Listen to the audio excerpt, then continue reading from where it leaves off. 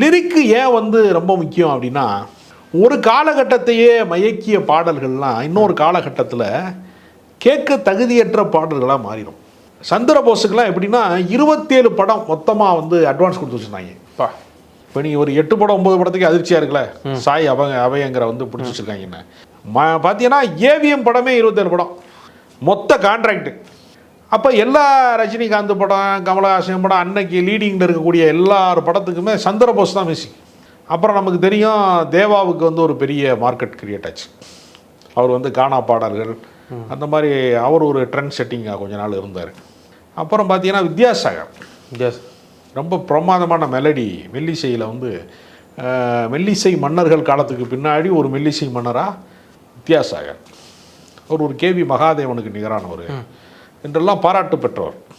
இப்போ அவருக்கு மார்க்கெட் கிடையாது.